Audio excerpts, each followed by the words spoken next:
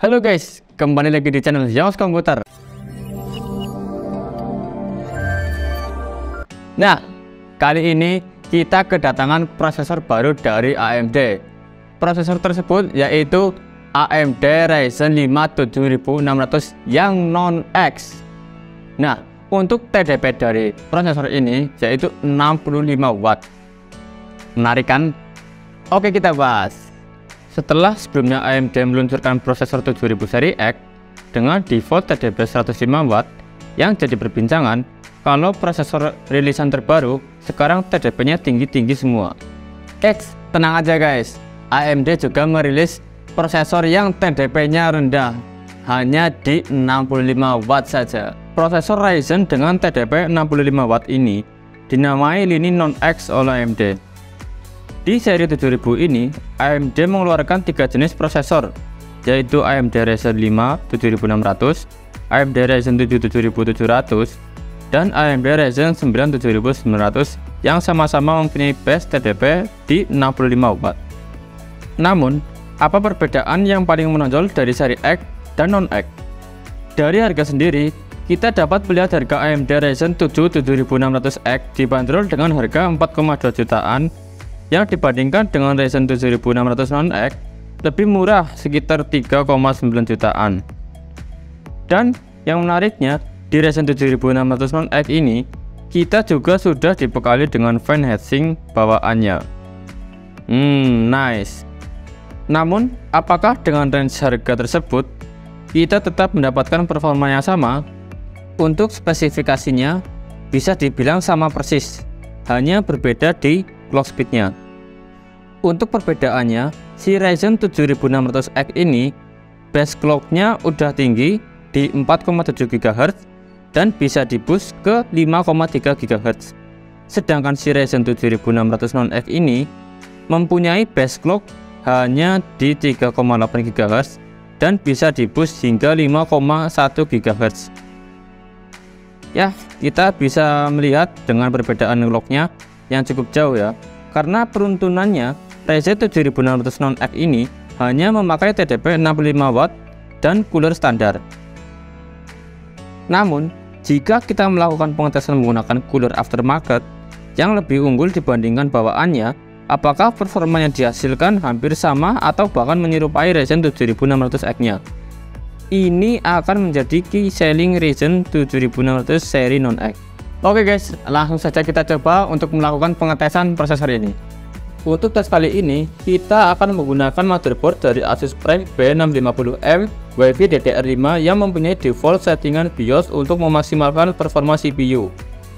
Untuk heatsink, kita menggunakan Deadcool AK400 dan GPU-nya memakai Asus RX 6750 HD 12GB.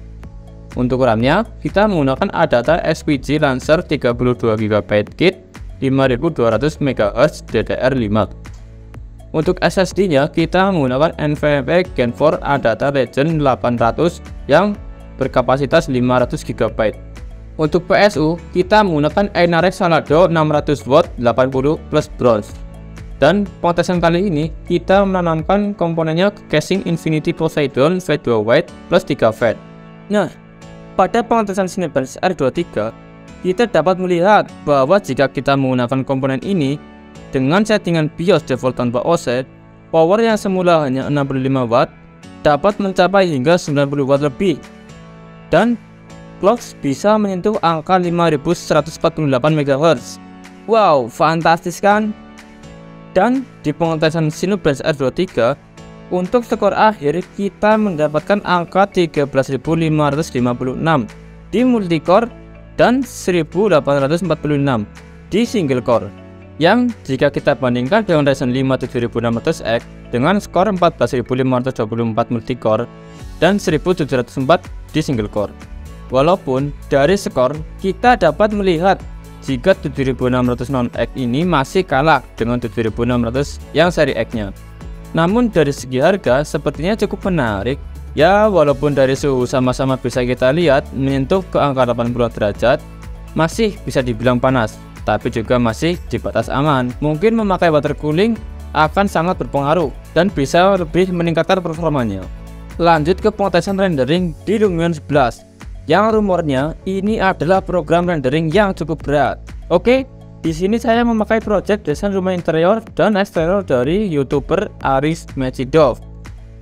Kita akan render di Full HD dan hasilnya, wow, kita mampu merender video ini dengan waktu sekitar 34 menit.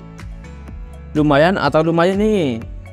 Mengingat ini project yang lumayan berat, jadi pastinya kita harus memakai PC di harga 30 jutaan, bahkan sampai 50 jutaan. Oke, lanjut. Di pengetesan render video di Premiere, kali ini kita akan coba tes render video 4K berdurasi 23 menit. Yap, bisa kita lihat di render project video 4K ini, kita mendapatkan waktu sekitar 14 menit. Hasilnya cukup fantastis guys. Dan di pengetesan terakhir kurang afdol jika belum kita tes untuk bermain game. Ada 2 game yang dimainkan untuk tes kali ini. Game pertama yang kita mainkan adalah RDR 2 dengan settingan rata kanan. Kita mendapatkan frame rate stabil di 60 fps. Gameplay dan data bisa dilihat di video.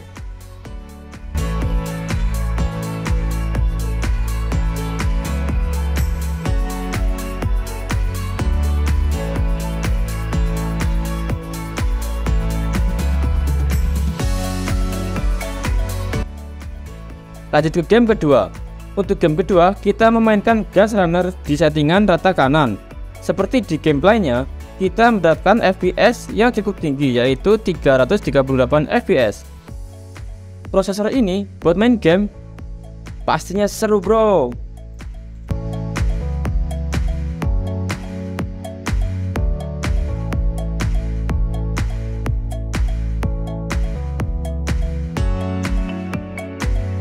Nah, di akhir video ini saya acungi jempol untuk langkah AMD yang sudah merilis seri Non-X ini. Nah, setelah kita melakukan pengetesan, AMD ini sudah membuktikan bahwa yang seri Non-X ini itu bisa bersaing dengan seri X-nya. Dan kabar baiknya, prosesor ini itu tidak di-lock TDP-nya. Nah, untuk kalian yang hobi utak-atik prosesor, ini bisa jadi opsi buat kalian. Mau performa maksimal? No problem. Dibandingkan kalian membeli prosesor yang 7600X, kalau kalian membeli prosesor yang ini, kalian bisa menghemat sekitar budget 300 ribuan. Nah, menurut kalian apakah ini worth it? Langsung saja komen di bawah.